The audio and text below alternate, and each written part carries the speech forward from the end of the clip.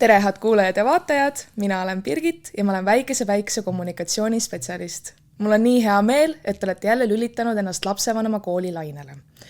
Igas osas siis keskendume ühele põnevale last arengut toetavale teemale ja selle käigus proovime siis jagada mõtteainet, praktilisi näpunäiteid ja kogemusi elust ja enesest, et armas lapsevanem saaksime sulle toeks olla. Aga täna on meil päris teistsugune osa, et kui olete harjunud nägema sellised erialaspetsialiste just alushariduses, siis täna mõtlesime, et teeme natukene teistmoodi. Sest külas on meil isa ja nüüd siis TikToki maailmas täitsa lendu läinud kokk ja oma igapäeva elu jagaja nii siis isadusest, lastega meisterdamisest, siis kokkamisest ja reisimisest, kes tõenäoliselt veel 10 aastat tagasi ei arvanud üldse, et elu teeb sellise kannapöörde ja korvpallimänguplatsilt on ta nüüd siin. Nii et tere, Janar Soo! Tere! Et räägi mulle alustuseks, kuidas su hommik on läinud? Hommik on uniselt läinud, sest mul oli täna, või siis eile öötöö, mis lõppes umbes kell 5 hommikul. Kommenteerin natuke korvpalli ka ja osad mängud, mis Ameerikas toimuvad, on meie aja järgi öössel ja siis tuleb vahel seda ka teha. Aga üldiselt väga rahulikult koju ma ei jõudnud, nii et keegi mind ei seganud vähemalt. Ahah, et kodus ei olegi täna käinud, jah? Ei ole, No siis lapsi ei ole veel täna siis tervital, ma saan aru. Ei, täna veel ei ole. Aga enne kui me jõuame siis sellesse tänasesse päeva, siis me peame natuke ikka minema ajast tagasi. Et ma usun, et 10 aastat tagasi sinu elu ei näinud selline välja nagu praegu. Et kas sa natuke kirjeldaksid, milline nägi Janar Soo elu siis välja? No 10 aastat tagasi veel olin profi sportlane, korvpallur siis ja päev nägi välja selline, et hommikul ärkasin, sõin, läksin trenni, sõin, magasin, läksin trenni, sõin ja magasin, et midagi muud ei olnud. Kui oli hea päev, siis oli õhtul mäng, kui hea päev ei olnud, siis oli trenn ja sellises rutiinis ma tegelikult ju, ma ei ole väga vana mees, aga 34. Täpselt ja sellises rutiinis ma olin tegelikult alates vanusest 16 põhimõtteliselt kuni siis 26. sünnipäevani, et nii kaua jah, 8-9 aastat ikkagi iga päev täpselt sama, suurte erinevusteta. Aga kui sa olid väike laps, siis kas sa unistasid saada korvpalluriks või üldse mingiks sportlaseks? Jaa, pigem küll, ma ütlen nagu teadliku otsuse selles suunas või selles, et ma nüüd saan korvpalluriks või teen kõik selleks, tegin 14-aastaselt, ma arvan, kui ma läksingi oma kodust eemale juba trenni, et see asi muutus nagu tõsisemaks. Aga Kossu trenni ma läksin juba 6-aastaselt ja eks minu generatsioon on ikkagi siuke hoovispordi lapsed veel ja kogu aeg võistlus käis ja selles mõttes sport tuli mul hästi välja, isa ka noorena tegi palju sporti ja pere üsna sportlik, nii et see oli loogiline ja kuna ma proovisin mingi teisi alasi ka natuke, aga Koss tuli nagu kõige paremini välja ja siis lõppkokkuvõttes see oli loogiline, et terve elu ikkagi üht sama asja teinud. Aga siis nagu juhtus midagi, et 26. eluaastal, nagu sa ise mainisid, et siis sa lõpetasid oma karjääri tegelikult. Jah, kes seda üldse karjääriks saab nimetada tegelikult, et ütleme, mu profiaastad algasid nii esimene aasta lõpetasin kooli, siis oli esimene nii-öelda täis profiaasta, et peaks nagu päris meeskonnas olema, aga esimesel hooajalises mängus tuli mu esimene väga tõsine põlvevigastus. Sellest paranemine võttis, ma ei tea, 9 või 10 kuud, siis mängisin lihtsalt ühe väga hea hooaja ja siis järgmise 3 aasta jooksul juhtus sama vigastus veel 3 korda. Ehk ma põhimõtteliselt vaatasin enamiku aega niisama, kuidas sõbrad palli mängivad ja kujutasin ette, et olen profisportlane. Paberil justkui olin, mingit palka ma selle eest sain, aga jah, liiga hästi ei läinud ja siis kuna seda tegevust nagu väga enam ei nautinud ka lõpuks, et inimestele meeldib teha asju, milles nad head on ja kui ma ei tundnud enam ennast korvpallis nii väga heana. Ja kui uuesti väike trauma tuli, arst ütles, et ei saab korda teha küll, läheb 2 aastat, et taastuda, siis see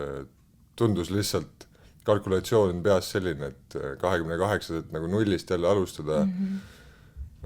pigem ei ja siis nii see otsus tuli. ma kujutan ette, et ma saan aru, et no see taastusperioodid on ju nii pikad, et põhilise aja sa lihtsalt nagu siis olid ja vaatasidki oma sõpru.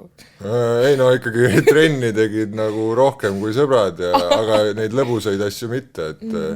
selles mõttes mina mõtlesin enne seda esimest vigastust juba, et ma olen tubli trennimees ja teen nagu rohkem kui küsitakse, aga siis sain nagu aru, mis päriselt tegema peab ja suuresti tänu sellele, ma arvan, esimesele vigastusele mul üldsegi õnnestus teha selline hooaeg, et mind veel järgmised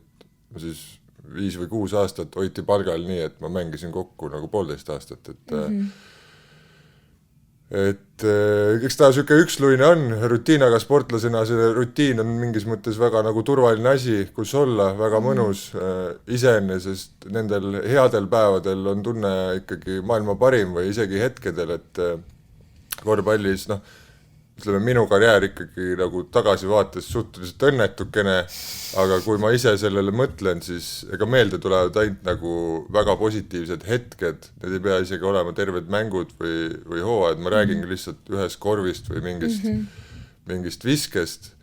ja noh, isegi praegu mõtlen külmavärinad tulevad peale, et see oli nagu väga hea tunne ja selle tunde nimel sportlased tegelikult kõike seda rutiini ja raskust ja valu kannatavadki. Sa ütlesid ühe peale selle, kui teil tuli see dokumentaal välja, Lõppmäng on nimi, siis sa ütlesid ühes intervjuus, et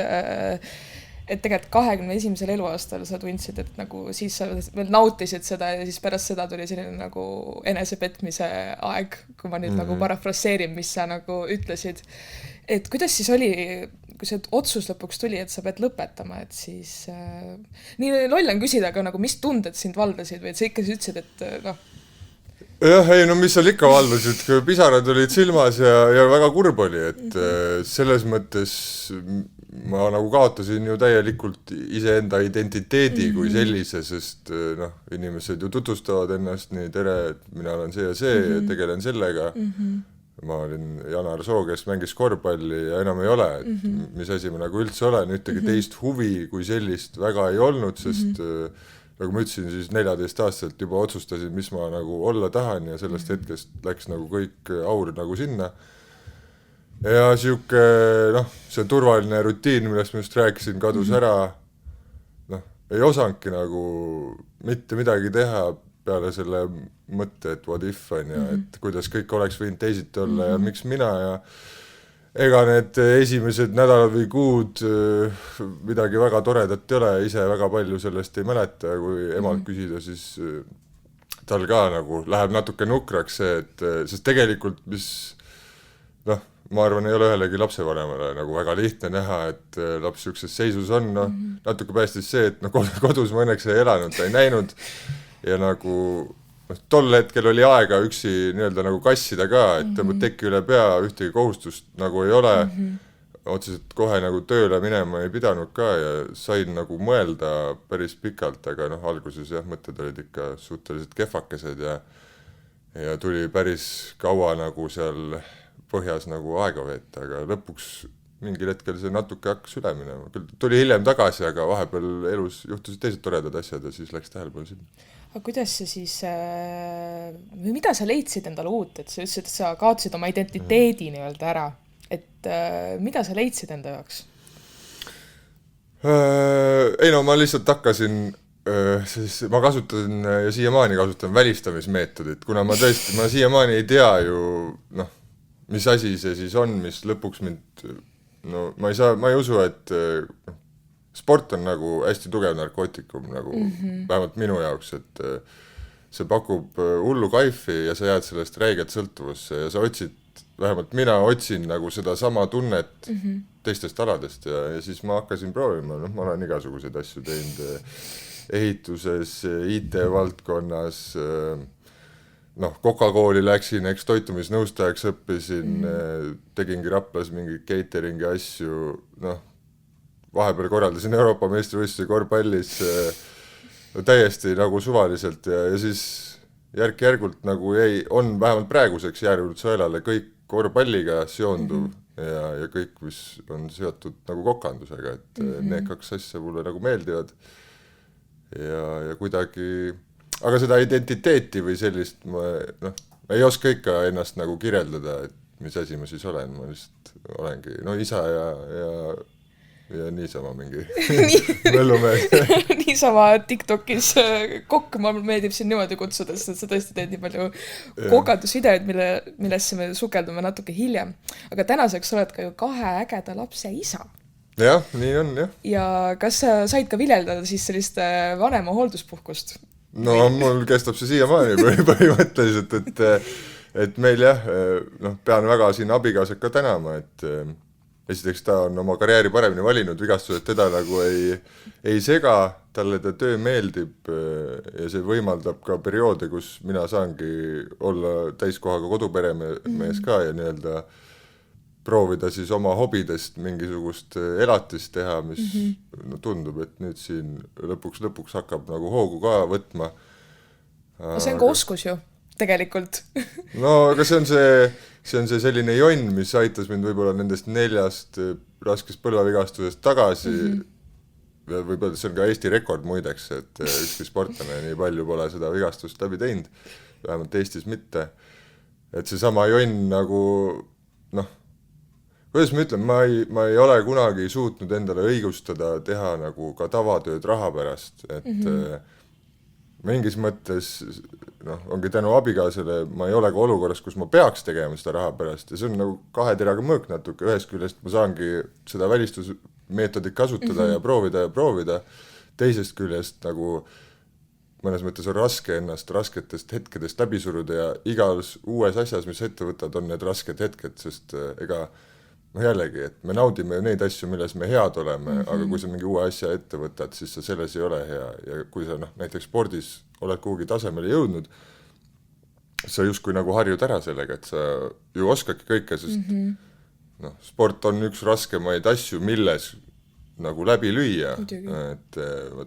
nii palju on ju sportlasi noori, aga kes neist lõpuks sellega raha teenivad, see on käpp täis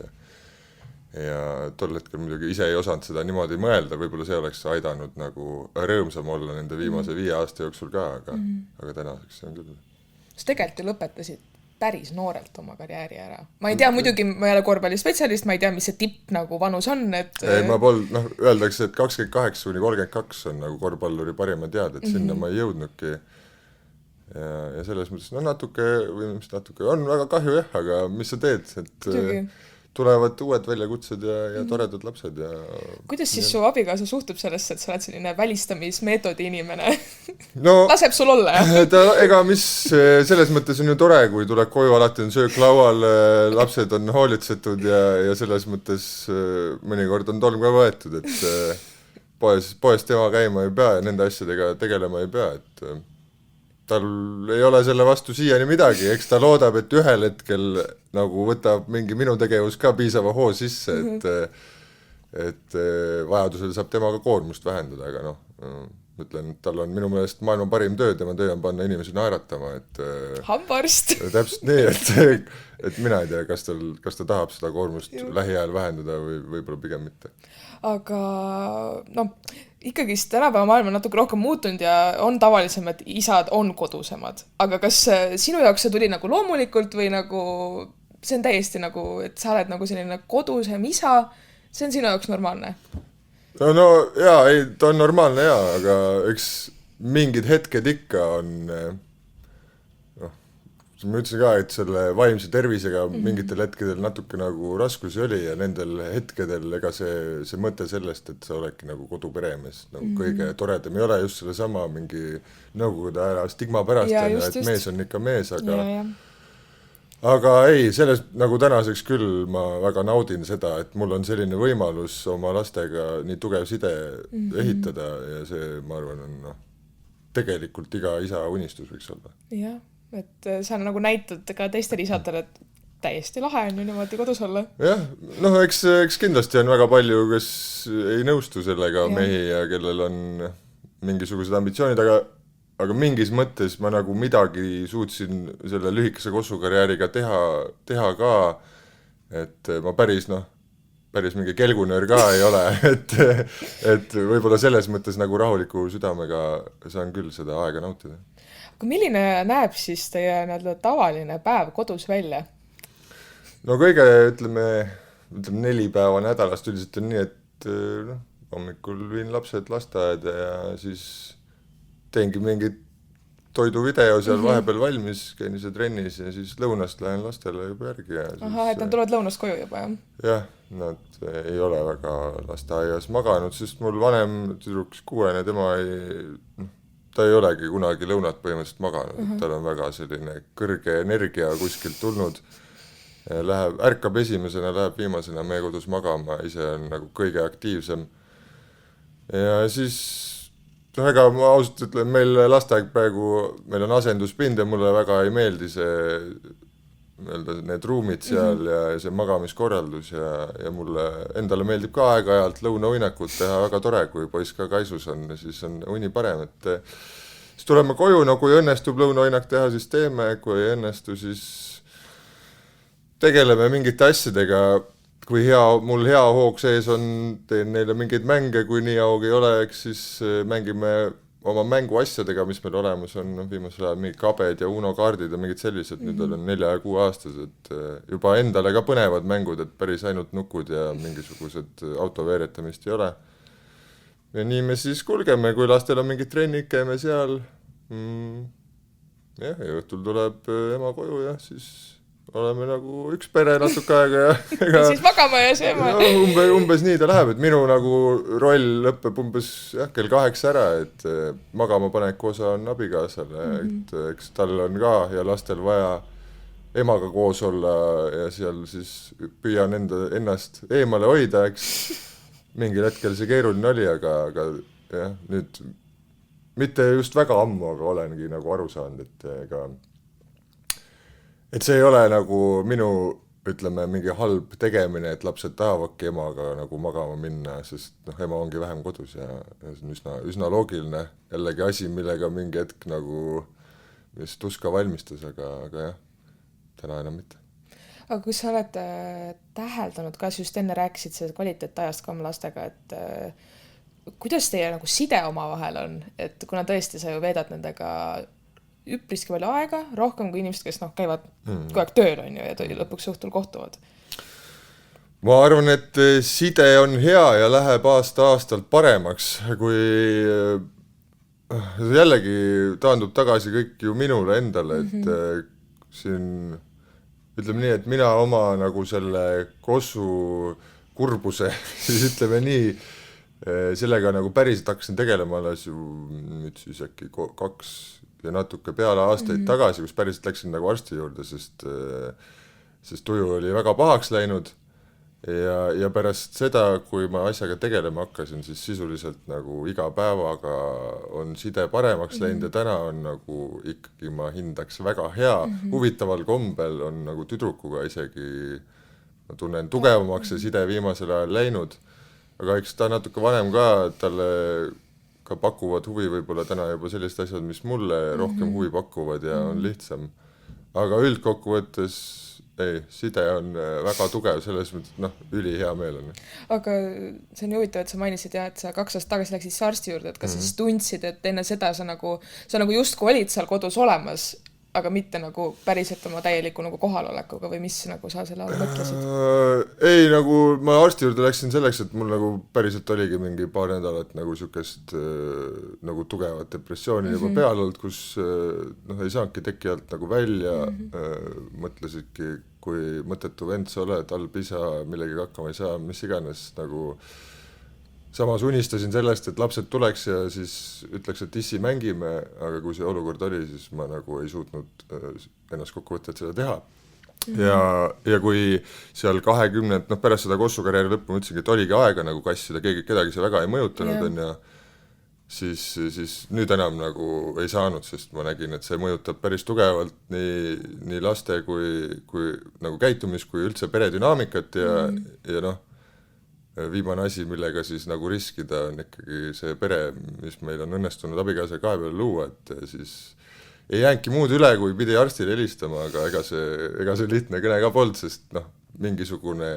Eesti mees on ka minu sees ja mäletan, kuidas ma arstile helistasin, ei julgenudki öelda, et on nagu vaimset abi vaja, vaid ütlesin, on tervisekontrolli vaja ja lõpuks pidin pärast veel uuesti minema, sest arst ei saanudki aru, mida ma tahtsin aga ühesõnaga jah, sain ravimid ja läks päris kiiresti paremaks, siis veel aasta jagu veel käisin psühholoogi juures ja siis käisime veel abikaasaga ka koos, et nagu eks ikka nagu lapsi kasvatades mingil hetkel vaated ei pruugi ühtida või võib-olla isegi vaated ühtivad, aga ei suuda kommunikeerida neid omavahel ja tekivad nii mõttetute asjade pärast nagu mingid nägelemised ja lihtsalt tundsime, et on vaja nagu, ütleme siis nii, kohtuniku sinna, et räägime mõlemad oma versioonid ja siis kes aitaks meile selgitada, et meil ongi samad nagu visioonid, lihtsalt nikuste sõnadega, millest me mõlemad aru saame ja selles mõttes siis läks paremaks ja pärast seda ma ütlen, et kui me käisime esimest korda siis, mis selle asja pere nõustamises lihtsalt rääkisime ja ma selles mõttes olen ju realist, see ei ole mingi imevits, et nüüd käid ühe korra ära ja kõik korras, aga nagu päriselt ma siis tundsin nagu esimest korda, et midagi on muutumas ja mul tüdruk on, ma ütlesin, väga energiline, siis ta ei ole ka väga selline läheduse otsija kunagi olnud, ei ema ega siis minu poolt, aga mingi 2 päeva pärast seal nõustamises siis käimis, siis ta tuli ja ta kallistas mind ja mul on see nii hästi meeles, sest seda ei juhtunud nagu väga tihti ja nüüd on see väga, väga tihe asi, et ja sellised kõik väiksed võidud nagu andsid seda indu juurde, et ju ma siis ikka midagi nagu teen õigesti ka ja siis nii see side tekkis. Mis sa arvad, et mis tal siis muutus? Et seda lähedust hakkas otsima? No mina muutusin lihtsalt tõenäoliselt rahulikumaks, eks ma oma olemuselt olen küllalt nagu temperamentne ja elus ajab mind 2 asja nagu väga närvi, see on lollus ja ebaõiglus. Ja mingil hetkel, kui nagu võib-olla ise kõige selgemalt ei mõtle, siis ma ootasin oma nagu väikselt lapselt ka mingit täiskasvanu nagu loogikat ja kui ta sellest nagu kohe aru ei saanud, siis ajas mind natuke närvi ja eks ma olen kõva häält, võib-olla sellel perioodil tegin nagu rohkem kui peaks. Ja kõik see, ega tuligi ise lihtsalt peeglisse vaata, ega see nagu lihtne ei ole, aga lõppkokkuvõttes, kui ma ise nagu mingis mõttes leppisingi, või ma ei saa öelda, et leppisin olukorraga, aga et ma võtsin siis enda uueks eesmärgiks, kuna mul nagu sellist suuremat professionaalset eesmärki ei olnud ikkagi nagu olla väga hea isa ja sain sellest aru, et see on ju ka nagu väga oluline, ütleme siis töö, siis läkski nagu kõik paremaks. See nagu, mulle meeldib, et see lihtsalt normaliseeritage, et nagu täiesti nagu tavalise olukorda, ma arvan, mis väga paljudes peredes see nagu võib olla ja võibki juhtuda, et nagu, mis sa nagu soovitaksid, soovitus, just omast kogemusest ja nagu vanemale, kas olgu ema või isa, et kes nagu on ka tundnud nagu sina või nagu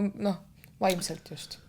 No tuleb leida keegi, kellega rääkida, no kindlasti ma arvan, professionaalne abi on nagu kõige parem, aga et selleni jõuda, see on võib-olla suur samm, nagu ma isegi ütlesin, väga nagu keeruline seda teha, kuidas minus see asi välja sai, eks ma oma abikaasale ju kõigest nagu rääkisin, aga see oma lähedasega see jagamine, lähedane tahab sind aidata, ta tahab seda lahendada, aga olukorrad ei ole siuksed, kus ütled, ei, sa oled tore isa, minu meelest seda kõik hästi, see ei huvita mind nagu. Sest sa ju ei usu seda ise. Ma ei usu seda ise ja mul on võib-olla siis vaja, mida mu abikaasa siis ütleb mulle, et jah, Janar, sa oled sitt isa, vabandust. Et ta ei saa ju seda öelda, ükskõik mis, ja see on nagu see loogika, mis selle tõenäoliselt siis depressioonis inimese peas ongi, et minul oli nii, et üks õhtu sellel paarinädalasel perioodil lihtsalt oligi, ma ei suutnud, kõik ajas mind närvi, ütlesin lihtsalt Kadrile, et kuule, ma pean ära minema, enne kui ma nagu teen midagi, mis mulle veel halvema tunde siin tekitab, eks ole, või ütlen midagi ja sõitsin Tallinnasse, mul nõbu, kes põhimõtteliselt on mu vend, nagu oma olemuselt pigem siis astusin ta juurde sisse ja vedas, et tal ei olnud elukaaslast kodus ja lihtsalt siis murdusin, võib öelda, nagu ma sinna sisse astusin ja rääkisingi ära seal pisarad silmas ja siis ta ütles, et kuule, aga mul on ka nagu vahepeal nii. Ja nii klišee, kui see ei ole, siis kohe läks paremaks ja sealt tuli ka see ind, et üldse sellele arstile helistada ja küll ma ei julgenud öelda, mis mul viga on, aga vähemalt ma sinna kohale läksin ja sealt see nagu see doomino nagu hakkas, et tuleb leida jah, inimene, ma soovitan kedagi, kes ei ole su pere, nagu vähemalt mitte kõige lähedasem pere, et olgu ta võib-olla siis vend või nõbu või lihtsalt väga hea sõber. Ja siis noh, see teadmine, et ega teistel on ka ja sa pole ainuke, seda ikkagi nagu aitab ja lõppkokkuvõttes ju kui juba professionaalne abi, siis sa ju saadki seal rääkida ja minu nagu probleem, miks ma seal oma mõtetega ummikusse jõudsin, on nagu see, et ma olen hästi analüütiline ja ma enda peas ju kõik asjad nagu lahendan ära, kui seal psühholoogi juures käisin ka, siis ta ka nagu kommenteeris, et sa oled ju kõik nagu läbi võtnud, aga oma peas niimoodi vaikselt mõeldes probleem on selles, et ühel hetkel see üks miinusmärk võib plussiks minna ja kui ma seda kõva häälega ei räägi, siis ma seda ei registreeri ise. Ja kui ma seal sellele psühholoogile see tund aega järjest nagu vadistan ja ühel hetkel ta ütleb, et kuule, et vaata nüüd 15 minutil sa ütlesid nii ja nüüd sa ütled täiesti vastupidi, et su enda loogika on siin nagu eksinud. Saan sellest aru ja see probleem on nagu põhimõtteliselt seljatatud. Et see enda sisedialoog on tore, aga lõppkokkuvõttes, et nagu päriselt mingite asjade tuumadeni jõuda, siis ma usun, et on ikkagi mingisugust sellist võimalikult neutraalset peegeldust ka sinna vaja. Ma siin kuulan sind ja mõtlen, et ma ei tea, kas väga paljud Eesti mehed tegelikult räägivad oma vaimsest tervisest nii avalikult ja nii avameelselt nagu sina. Et kas see oli sul nagu alguses raske ka nagu öelda, nagu me oleme väga palju tegelikult tänapäeval räägime ju meeste vaimsest tervisest, et nad ei räägi piisavalt kellegagi oma nagu nii-öelda muredest. Et kuidas sul oli alguses? Ei no täpselt nii ka oligi raske, kuni ma nõbule ära rääkisin ja pärast seda nagu, noh, kuna temal oli, on ju, siis mul üks väga hea sõber veel, kellega ma päris palju asju jagan, rääkisin temaga, noh, samad probleemid, ütlesin aru, noh, see ei ole ju midagi erilist ja lõppkokkuvõttes, noh, ma sellest võib-olla siis veel nii avalikult rääkinud, aga ühel hetkel tuli see lõppmängu filmi teema ja siis noh, kuna see pitchiti ka nii, et noh, tule, et äkki kellelgi on sellest midagi kasu, siis noh, mis seal salata, endise sportlasena mulle ikkagi tähelepanu meeldib ja rääkida meeldib, siis noh, ei seda nagu häbitunnet küll nagu enam ei oleks, mingi hetk oli, aga ei peakski olema seda häbitunnet. Et kui jalg läheb katki, läheb ka arsti juurde, et kui pea läheb katki, siis võiksid ju ka arsti juurde minna, et minu jaoks võib-olla nagu selle üks nagu antidepressandid oli ka selline asi, et kui ma ei teadnud, mis asi see on või siis ma mõtlesingi, et noh, see on nagu a la mingi ibukas on ju, et ta lihtsalt võtab natukeseks valu ära, aga ta ei paranda, aga noh, reaalsuses kui natuke asja süvened, seda aru, antidepressandid ju ikkagi nagu parandavad su ajukeemiat siis nagu pikaajaliselt, et ehk siis ikkagi ravivad ja siis ka see nagu häbi või ma ei tea, mis mind tagasi seal hoidis, see läks ka üle ja tegelikult mul nagu väga kiiresti aitas, kui ma ütlen enne siis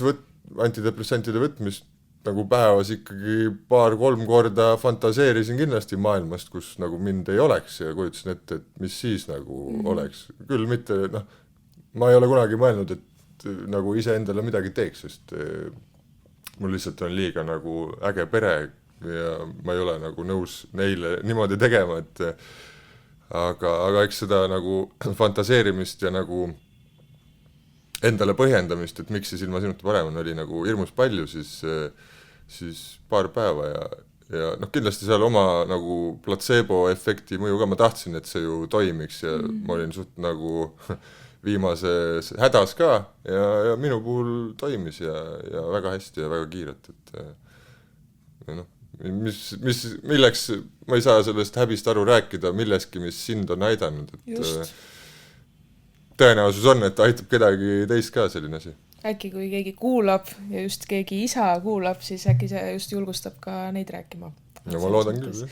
Natukene hüppaksid edasi, et sina kui nii-öelda sportlase geeniga inimene, siis mida sa oled täheldanud, et sinu lastele meeldib teha, mis neid sütitab, et on neil ka mingid põnevad huvid?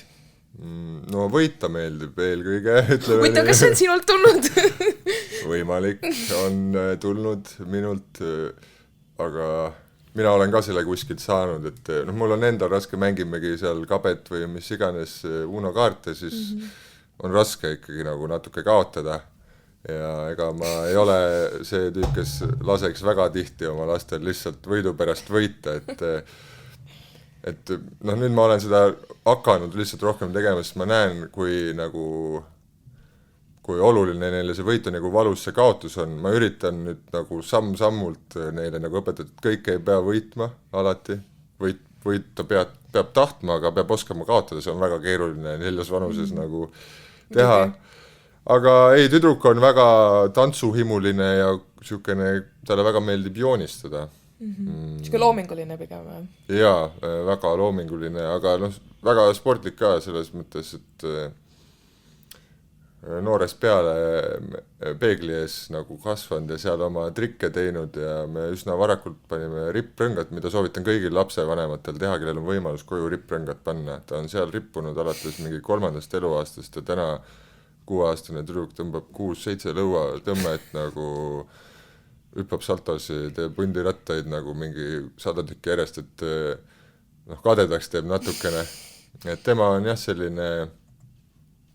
jah, rahutum hing, aga joonistamine, talle meeldib ka kirjutada, mis on päris tore, et me oleme isegi mõned raamatud teinud talle, tema kirjutab teksti ja siis ma EI-ga olen sellele mingi kuju andnud nii multika kui raamatu näol siis. Aga poiss on selline, temale meeldivad, noh, ta on täis automees, ütleme nii, et ta teab kõiki automarke, tunneb autot kaugelt ära palju paremini kui mina, tundsin 4-aastane. Ja see on lihtsalt sellepärast, et ma mäletan, kui ta oli nagu vankrilaps või kärulaps ja ma temaga jalutasin ja tal und ei olnud, siis ma lihtsalt ütlesin automarke talle, mis vastu sõitsid. Ja minu meelest ta nagu esimesed sõnad võib-olla olidki mingid automargid, et kuigi ma ise ei ole mingi automees kunagi olnud, siis mulle tundub, et ma pean selleks hakkama, sest tõesti, noh, kõik, mis autodega seondub, et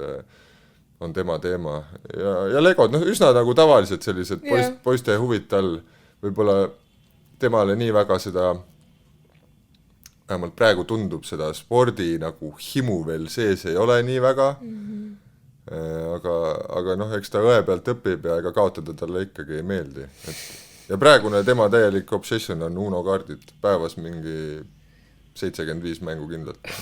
Ossa poiss, te olete siis Uno spetsialistid, ma saan aru. Jaa, et nad on päris osavad selles, et enam ei peagi nagu meelega isegi kaotamist proovima, et saabki päris regulaarselt pähe ja just, kuna tüdruk oskab ka väga hästi, aga poiss isegi midagi pärast paremini. Aga kas sul on nagu vahepeal nagu see vanemana, kas sa tunned, et tahaks, et ma ei tea, üks neist korvpalli hakkaks mängima, et kuidas see nagu... Oi, see on raske küsimus, ei ma kindlasti ei oleks kurb, kui nad seda teeks, aga mina vaatan seda nii, et selleks, et mingit sporti teha, peab ka lapsevanem nagu minu meelest nagu aus olema enda lapse vastu ja mina ju endise ikkagi profisportlasena tean, et see sport on hea asi ainult siis, kui see on päriselt see, mida sa nagu päriselt teha tahad. Mitte peale sunnitud, on ju? Mitte peale sunnitud, mitte mingitel muudel motiividel, näiteks mingi raha pärast või mis iganes, et sellest hetkest, kui see on midagi muud kui nagu nauding, siis see on mõttetu lõhkumine.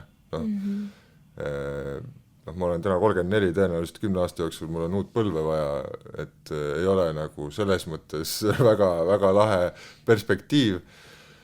Et kui ta, kindlasti nagu trenni panen, kossutrennis nad mõlemad juba on ka käinud ja käivad tõenäoliselt edasi ka, aga mingil hetkel eks vaatan nagu otsa ja hindan, kas neil on nagu seda perspektiivi nagu päriselt spordiga tegeleda või mitte. Ja eks siis tuleb see suunamine, täna nagu, sport on läinud nii füüsiliselt nii võimsaks, et polegi väga hea liiga varakult enam spetsialiseeruda, sest vigastusi on hästi palju, kuna sportlased on füüsiliste võimete piirini treenitud tegelikult, siis ütleme nii, et kui sa juba nii täna 6 aastat ainult kossuga tegeleks ja muud mitte midagi ja elaks tavalist seda lapse või ütleme siis teismelise elu ehk kodutelefon, telefon ja mitte ringi jooksmist, siis lihtsalt sul nagu 20. eluaastaks on nagu seda korvpalli spetsiifikat või ükskõik mis alast me räägime liiga palju olnud ja su liigesed ja asjad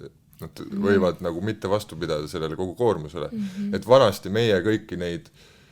nii-öelda süvalihaseid ja muud harjutasime või treenisimegi ju selle hoovispordiga, ronisime puu otsas, ajasime üksteist taga, noh kõike seda, mida lapsed seal 90-ndatel tegid. Nii vana tunne. aga täna seda kahjuks ei ole ja sellepärast sellist nagu multisporti rohkem ka riiklikult promotakse, et võimalikult palju erinevaid asju lapsed teeks, et ja noh, eelkõige tahaks ikkagi, et mu lastel oleks nagu hea tervis, et Muidugi. Lähtume nagu sellest ja siis saab sinna kõike nagu muud külge puhkida. Saan aru, et sa lähened väga teadlikult kogu sellele spordimaailmale. Nojah, ma olen ise sellise võrdlemisi keerulise tee läbinud ja nagu sellist nagu saatust neile otseselt ei taha, sest ma ei tea isegi, kui keegi mulle siis näiteks 19 aastaselt oleks öelnud, et nüüd ootab sind selline nagu 8 aastat ees, 7, mis iganes. Siis ma täna nagu 100% kindel ei ole, et ma nagu selle vastu oleks võt. Ma ei ole ka 100% kindel, et ma ei oleks seda vastu võt, sest nagu tegelikult korvpall on ju väga palju minu kujunemises rolli mänginud ja kogu mu elu ikkagi, kõik mu tuttavad ja kõik need on endiselt tänu korvpallile, pool maailmal tänu korvpallile läbi reisinud igas Euroopa riigis ja kaugemalgi on keegi, kellele saab helistada, kui sinna lähed talle külla minna. Hindamatu väärtus selles mõttes, aga päris kõrge hinnaga see tuli minu jaoks küll, jah. No, me ei taha siin eriti mingist saatusest rääkida, aga kindlasti sellele kõigele oli ju mingisugune põhjus. Sa korra mainisid reisimist, et ma silmasin sotsiaalmeediast, et tegelikult lastega ka väga palju reisimas käinud. Jaa, oleme et just nii pisikeste lastega ka. Jah, kohe, no esimene reis mõlemal lapsel oli kuskil poole aastaselt, et ja jah, algul käisime niisama, siis on nagu võimalusi olnud ka palju, et Coca-Coolis õppisin siis Erasmusega, sain kuuks ajaks minna Itaaliasse, no laps oli aastane, siis pere tuli kaasa, kukkasime seal, oli tore, mulle nagu külm ei ole kunagi meeldinud, siis kui oli võimalus paar talve tagasi, siis veetsime päris pikalt Aasias aega, sest meile see Aasia kant seal väga meeldib. Ja jah, ikka käime nii palju kui võimalik ja kui lapsed on lasteealised, siis ega midagi ei takista, kui see on nagu perel võimalik, siis igal juhul soovitan minna, eks ta küll nagu lapsevanemale, seda ei saa nagu puhkuseks kuidagi nimetada, see ongi lihtsalt teises kohas elamine nagu, eriti me olimegi 75 midagi päeva vist seal Aasias, et täiesti tavalist nagu Eesti elu lihtsalt ilusa ilmaga ja ilusamates nagu kohtades sooja veega, et ma näen lihtsalt, kui palju mu lapsed ka arenevad nagu kogu selle reisiga, alates juba, näiteks siin oleme lendudest maha jäänud, see stress, mis sellega tegelikult kaasneb, me jäime ju lennuajamas mingi ukse taha kinni, kus me lihtsalt ei saanudki nagu mingi 1,5 tundi välja nagu ja lastega mingi terve hunnik itaallasi seal kangutavad, eks me ei tea, lennuk on läinud, nemad saavad selle kogemuse, pluss poiss on selline, ta on ju täis koroona laps, sündiski selle koroona tippajal ja kasvaski selle koroona tippajal, et ta ei olnud nagu üldse sotsiaalne, ta hästi emmekas oli, isegi nagu pere, veidike kaugema pereringis, keda küll ikkagi regulaarselt näeb, ei tundnud ennast nii hästi, aga pärast seda Aasiat, kus ta on siuke ele poiss ka seal tänaval nagu päevas mingi 100 inimest ta põske seal näpistas, lõpuks hakkasin inimestele vastu tegema, et ma teen siis sulle, kui sa teed mu pojale ja siis nagu lõpetati seal mingi hetk ära ka, aga et sealt tagasi tulles hoopis teine nagu ei ole endiselt mingi hull ekstravert, aga ei jää enam nagu hätta ja suudab pargis endale sõbra leida, kellega mängida ja nagu need on need väärtused ja lasteaias ka ma saan tagasi, et õpetajad, et on näha, et laps on reisnud, ta teab nagu asju, mida tavaline temaealine ei tea ja põhjus ongi väga lihtne, sest kui me reisime oma perega, siis meil ju ei ole kellegi teisega ka täiskasvanute rääkida ja vahepeal ei viitsi nagu 2 täiskasvanut omavahel ja siis me räägime lastega, aga mina tahan rääkida asjadest, mis mind huvitavad. Et me ei pea ainult nagu laste asjadest rääkima ja siis paratamatult nemad õpivad ka selle kohta ja ühtegi nagu negatiivset külge sellel reisimisel ma küll nagu välja tuua ei oska. Meie lapsed on kõik kärust välja kasvanud tänu reisimisele, et lihtsalt ühel reisile kaasa ei võta, kõnnime, nad on pannud meiega nagu 30 000 minu sammu päevas kaasa. Sinul on väga suured sammud meil. Jah, nendest ma arvan 2-3 korda kindlasti nagu suuremad sammud ja ei virise, kui oligi ennest Aasia reisi, no Plika oli siis 4 vist või? Ta ka veel nagu, kuna poiss oli veel 2, ta ei kõndinudki veel väga pikka maad, siis Plika ka sinna kärusse nagu alati ronis, ei viitsinud üldse kumbki kõndida ja sealt tagasi tulles kärud minema ja kõik, et meil on sealt ainult positiivset kaasvõtta olnud. Väga äge, et kui vähegi inimestel võimalus, siis minge mõneks ajaks reisile niimoodi. Ja kui sooja lähed, siis minu meelest väga oluline oskus, ujumisoskus, et mul seesama 4-aastane proovisin taga, seal olimegi Baalil, mõtlesin, et läheks ta ka snorgeldama siis, aga harjutasime 2 tundi basseinis torust hingamist, läksime avamerele, algul tal oli päästevest seal seljas ilusti, ujus mul kõrval, siis nägime suht sügaval, aga ütleme mingi 15 meetri sügavusel kilpkonna ja siis ta koputas, et tule nagu korra ülesse, küsin, mis on, siis kuule, võta see vest nüüd ära, et ta läheb sellele kilpkonnale järgi. Võtsin vesti ära, ta muidugi sinna nii sügavale ei jõudnud, aga ta proovis, ja täna oskavad mõlemad nagu ujuda, et kui bassein lähedal on, siis ei pea nende poole vaatama, et üli hea oskus jälle. Milline julgus avamerel niimoodi olla, ma ei tea, kas mõni täiskasvanu isegi ei julge niimoodi? No seal on, vesi on nii soolane ka, seal on natuke lihtsam harjutada selles mõttes ka ja ma ise pean ennast nagu pigem heaks ujujaks, et seal eks natuke kõhe ikka oli, kuna ma samal ajal ikkagi üritan seal filmida ja niisugust asju teha, vahepeal võib-olla jään mingi kala vaatama, et siis korraks vaatad niimoodi enda ümber, et kas laps ikka on ka, aga ei,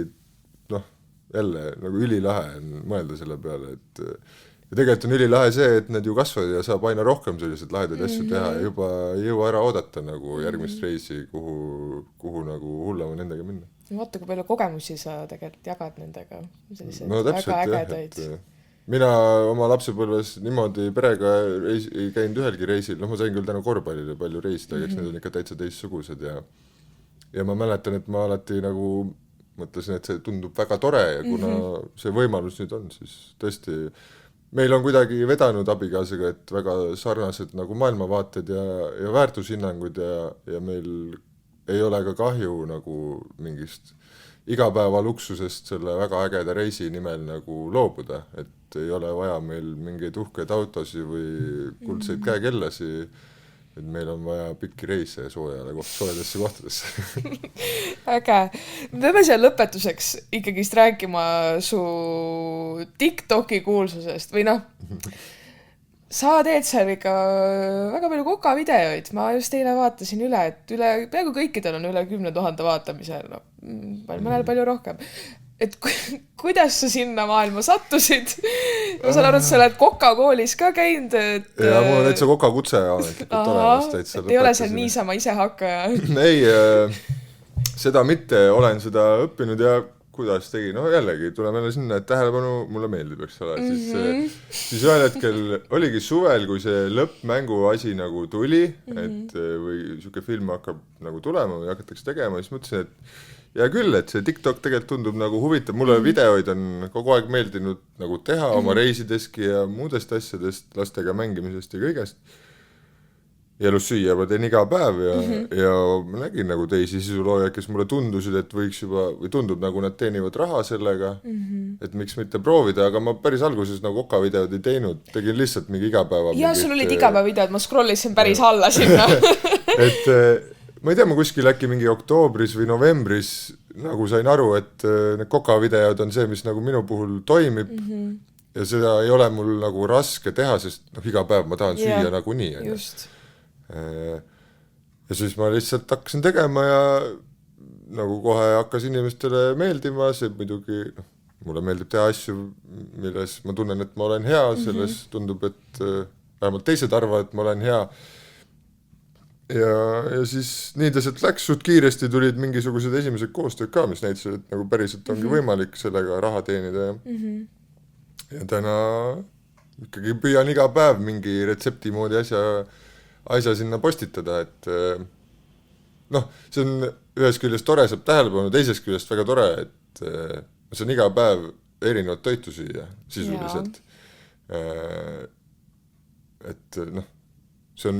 see on hea, mõnikord ka tüütu, sest kurb on siis, kui teed mingi toidu ja see on nagu nii hea, et mul on kahju seda süüa. Ja mul on isegi playlist, et toidud, mida on kahju süüa, et need ongi täpselt sellised, mida tahaks juba homme uuesti teha, aga kuna mingisugune kohustus nüüd justkui ikkagi on, et seda contenti ka sinna teha, siis ma pean selle nagu mõtte lootma, et see tuleb mul paari kuu pärast uuesti pähe. Et see, ja niimoodi see asi nagu siin kasvanud on ja tõesti nüüd viimased kuud jaanuaris oligi täpselt 1 000 000 vaatamist mu kontol ja kui niimoodi võtta, siis 10% Eesti elanikkonnas siis tundus erinevaid inimesi, 133 000 erinevat kontot vaatas, käis minu lehel. Minu ajajoonel oled ka sattunud, et selles mõttes. Tundub, et seal mingeid asjad on nagu väga edukad, ma saan aru, et mida lihtsam retsept, seda parem, et kõige edukamad ongi nagu 2 koostisosaga retseptid ennast. No see tomati fetapasta, ma vaatasin, seal oli väga palju vaatamisi. Mingi saiategu oli ka seal, Kreeka jogurte ise kerkiv jahu annabki kokku saia, et seal on vist isegi mingi 200 000 praegu, et jah. Kus sa neid retsepte kus sa inspiratsiooni leiad? Eks vahel lihtsalt mis oled selline katsetaja pigem? Ei, no eks ka TikTokis ju jookseb läbi erinevaid, mul on nagu ma näen mingit pilti või videot, tekib isu, vaatad, mis asjad sul endal nagu kodus olemas on ja siis proovid midagi sarnast äkki teha või nagu pildi järgi suht palju proovin ja aja jooksul on ikkagi mingi tunnetus ka sellistes igapäeva variantides, kus annab nagu midagi varieerida, et oleks natuke erinev. Et lihtsalt teen külmkapi lahti ja vaatan põhimõtteliselt, et mis meil täna on, kuna ma ise ju käin poes ja ma käin poes ikkagi nagu nimekirja alusel, teen kodus valmis, ma küll ei vaata retsepte ette, aga ma ju tean, mis mulle maitseb ja mida mul nagu rohkem kodus läheb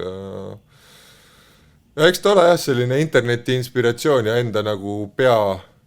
kokku sealt selline sümbioos tekib. Ma vaatasin neid erinevaid toite, mis sul on, et ma saan aru, et liha ei ole teema, et kala ja siis vegan toidud, et mingi tofu on väga, teil tundub peres popp, et ma just jäin selle peale mõtlema, et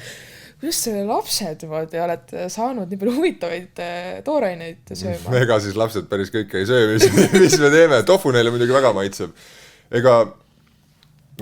kuidas ma ütlen? Mis vahet seal on, millest see toit tehtud on, kui see hästi maitseb? Seda küll, jah. Ega nemad ei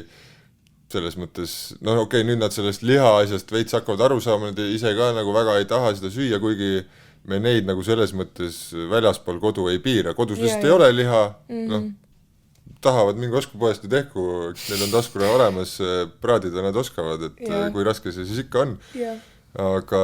lasteaias nii söövad tavatoitu, aga tüdruk eriti nagu, tema juba ongi 6 ja sügisel läheb kooli, ta natuke mingis mõttes saab aru sellest, miks me ei söö liha kodus ja see on lihtsalt nagu selline,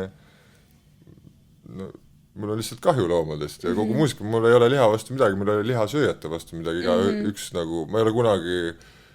mingi hetk olimegi nagu veganid lausa, ma ei tea, ma nüüdseks ei ole liha sellist 8 aastat vist söönud ja mingi 5 aastat sellest nagu olimegi täitsa veganid, kusjuures abikaasa rasedused mõlemad sellesse aega ja tema nagu kõik verenäitajad läks paremaks, kaasa arvatud näiteks raud ja see andis nagu seda indu kogu aeg juurde, pluss ma õppisin ju Rahvatervise Akadeemias toitumisnõustamist ka ja lõpetasin ka selle, et nagu, et kõigepealt õppisin ära, kuidas teha maitsvat toitu ja siis õppisin ära, nagu, kuidas teha sellist toitu, mis su keha ka nagu toetab. Ja siis nii see on läinud, lihtsalt võib-olla see kala tuligi tagasi eeskätt sellepärast, et saaks rohkem nagu erinevaid toite ikkagi teha, et natuke hakkas üks luiseks minema, liiga palju neid nii-öelda vegan alternatiive ka ei tasu oma toidulauale nagu kuhjata ja selles mõttes kala ikkagi maitseb ja kuidagi suudan endale paremini õigustada nagu kala kalasöömist kui liha või kana, aga piimatooteid ka ikkagi tarbime, kuigi tarbime ka palju ikkagi alternatiive, et ala piimad ja asjad on ikkagi, koored on kaerad, majoneesid, veganid, aga lastele meeldivad kohupiimad ja jogurtid ja juustud, et ei, väga nagu ei stressa, kohe algusest peale, kui see veganluse hoog tuli, oli ikkagi kokkulepe, et kui on kas või mingisugune oht nagu tervisele või mingi indikaator sinna suunas, et siis see tuleb ümber vaadata ja tegelikult tüdrukuga natuke oli ka, või see ongi siuke, et võib, aga ei pruugi, et tal vere hüübimisega väiksed võivad olla probleemid, ei pruugi, me peame veel uurima minema, aga tal oli pärast mandliõppi mingid väiksed komplikatsioonid seal ja siis öeldi, et järgmine kord peab uurima ja põhjus on siis väikestes punavere libledes, siis lihtsalt pindala on väike, võib-olla panen täiega nagu segast, aga minu meelest oli nii ja see põhjus, miks nad on väiksed, võib, aga ei pruugi olla seotud taimetoitusega ja minu jaoks nagu sellest piisas, sellest hetkest nagu tuligi ikkagi nagu piima ja kala nagu selge koguse suurenemine. Aga enda puhul ka oleme iga aasta vereproove teinud ja sellest nagu lähtuvalt ikkagi seda asja ajanud, et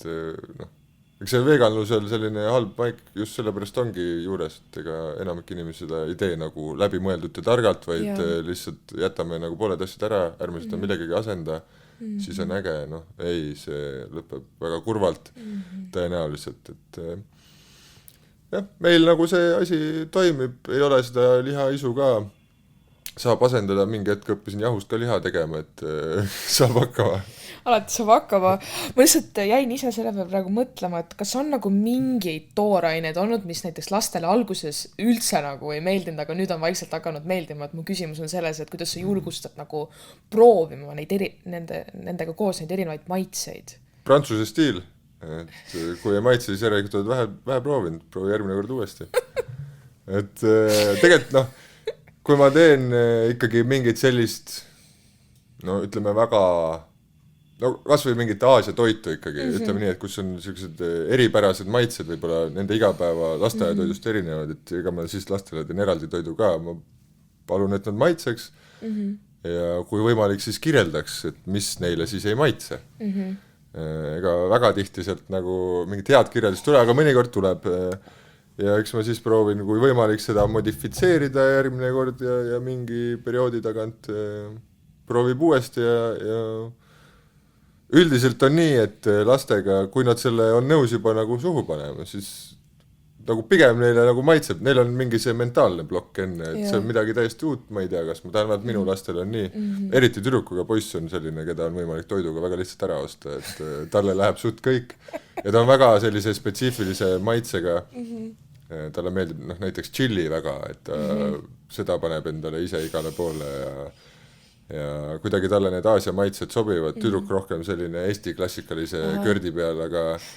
aga ka nüüd viimasel ajal on hakanud, raamensupp näiteks talle nüüd on väga maitsema hakanud, praktiliselt iga päev küsib seda, ja lihtne teha ka muidugi kirnudid on, et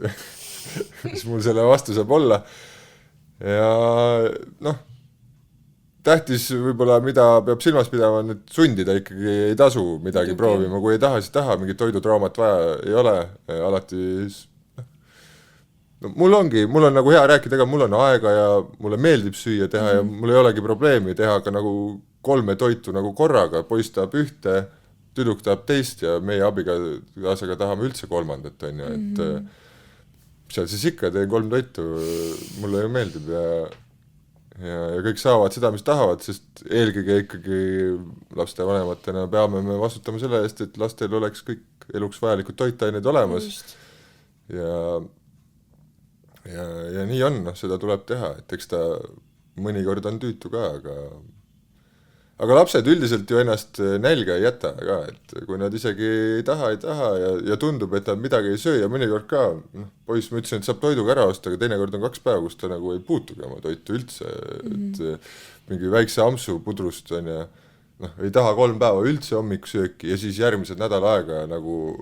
ei jõua nagu talle seda ette kütta, et see täitsa nagu crazy, kuidas nad seda reguleerivad, aga noh, mul endal samamoodi hästi palju sõltub päevasest aktiivsusest, kui ma ei tee mitte midagi nagu sellist väga aktiivset päeva jooksul, siis ma võin täiesti vabalt ka nagu hommikust õhtuni põhimõtteliselt söömata olla ja mu keha on nagu okei sellega, aga jah, noh, ma ütlen, et tuleb lihtsalt proovida anda võimalikult nagu palju selles mõttes, mitte liiga tihedalt, aga ma ei tea, oletame, et sa tahad, et su laps hakkaks tofut sööma, siis esiteks tee su tofu väga hästi, et see oleks hea ka. Seda on väga lihtne halvasti teha ka. Jaa, aga väga lihtne ka hästi teha selles mõttes ja siis hakka talle nagu vaikselt andma, noh, ma ei tea, üks nipp, mida saab veel kasutada, mul tüdrukule üldse ei meeldi, noh, näiteks kui ta leiab pastasest sibulatükid, siis ta ei söö teda, pane blenderisse see sibul. Ja siis tee talle selgeks, et see sibul on siin sees ikkagi. Mitte ei peida seda sinna nagu täitsa ära. Jah, või noh, algul seda ei pea ütlema, kui ta on ära söönud, siis küsisid maitsest, ütleb jaa, et näed, sa sõid sibulat, eks, et oli siis halb ja järgmine kord võib-olla ta on nagu parema meelega nõus proovima. Aga palju sa üldse kaasad neid nagu toidu tegemisse? Olen näinud paaris videos, kuidas sul lapsed on seal esirinnal, teevad ise süüa, kirjeldavad väga ilusti. No täpselt nii palju, kui nad tahavad, et noh, eks nad näevad, et mina ju veedan seal kaua aega ja teen videoid, noh, eks ma olen neile rääkinud, miks ma seda teen, kuhu ma seda panen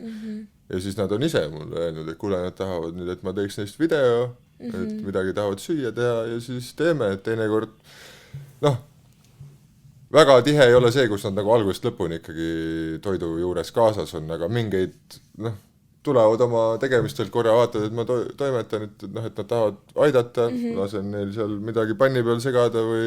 noh, mis iganes neil jõukohana on ja selles mõttes väga hea meelega kaasan neid, kuigi üldiselt tähendab see topelt tööd ja topelt aega, mis sinna läheb, aga samas noh, arvan, et söögitegemise oskus on üks olulisemaid oskusi terveks eluks. Kindlasti jällegi kogemuse võrra rikkamad. Aga me oleme siin nüüd kapanud ilusti siia lõppu, täitsa nagu erinevatelt teemadelt, et mul on saanud traditsiooniks alati lõpetuseks küsida oma külalistelt, et kas sul on mingit lugemis, vaatamis, kuulamis, mingi asja soovitust, mida sa soovitaksid meie kuulajatele, just lapsevanemale, ükskõik nagu mis teemasse võib olla, et mis ise on kõnetanud, aidanud sind? No esimese asjana kasutan siis juhust ja soovitan vaadata filmi Lõppmäng. Delfis on see kogu paketi tellijatele täitsa olemas ja soovitan kuulata podcasti Peavõit, mida siis mina saatejuhina vean. Esimene osa on väljas, seal olümpiahõbe Heiki Nabi räägib sellest, et noh, näiteks mis tunne on sportlasel siis, kui ta saab dopingusüüdistuse olukorras, kus teda dopingut pannud ei ole ja keegi teda ei usu, eks, et Peavõit siis räägibki sellisest sportlaste võib-olla vaimses seisus siis, kui asjad ei lähe päris nii, nagu planeeritud on ja kuidas sellest nagu välja tulla. Üks raamat, mis mul praegu öökapil on ja mille pealkiri on äkki asjad, mille ees su lapsed tänavad. Kurat, mul on see pealkiri väga hästi praegu meeles, aga kuidagi nii see kõlab. Midagi, ma olen isegi kuulnud midagi. Mille ees su lapsed tänavad, et sa seda teadsid ja mida sa oleksid tahtnud, et su vanemad teaksid. Jah, midagi sellist on, ja. Ma ei ole küll seda veel läbi lugenud, ma olen võib-olla 1/4, aga sa tead kohe nagu nii palju äratundmist ja kuna ise mingis mõttes see alles hiljuti mu öökapil sattus ja ma selle nagu halva protsessi juba läbi teinud, siis nagu tagasi vaadates hästi palju nagu sellist äratundmist ja võib-olla kui selle oled läbi töötanud, siis oskad ise ka nagu neid hetki ennetada või neid olukordi ja tõesti ma usun, et lapsed tänavad. Midagi vaatamissoovitust ei oska anda, sest ma ise, meil ei ole telekat isegi, mu lapsed, võib-olla see on ka üks asi nagu, miks mulle meeldib lastega koos, et noh,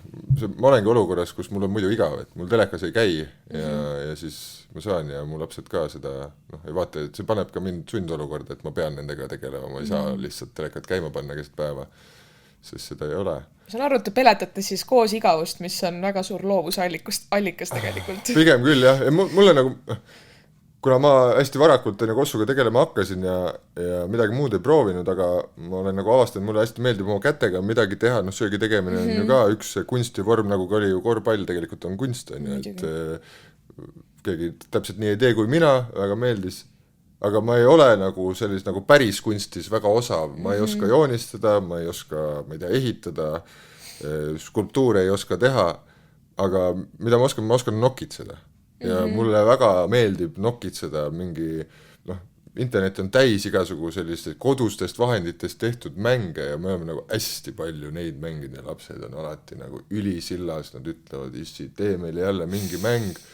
ja mulle meeldib see protsess, vahel läheb mul tund aega, et see mäng üles seada, lapsed mängivad sellega 5 minutit. Neil on väga tore, aga see on 5 minutit. Aga see on seda väärt. Aga te mõlemad saite sealt mingi kogemuse ju ikkagi, et sina said seal oma nokitseda ja nemad said selle 5 minutit mängida. Ja, täpselt, jah. Aitäh, Janar, et sa jagasid nii ausalt oma sissevaadet oma maailma. Minul oli väga põnev ja ma loodan, et meie kuulajatel oli ka põnev ja nad said siin mõned mõtted kaasa, mida äkki ka oma elus rakendada. Ja me näeme juba järgmise osaga. Nii et tägudeni!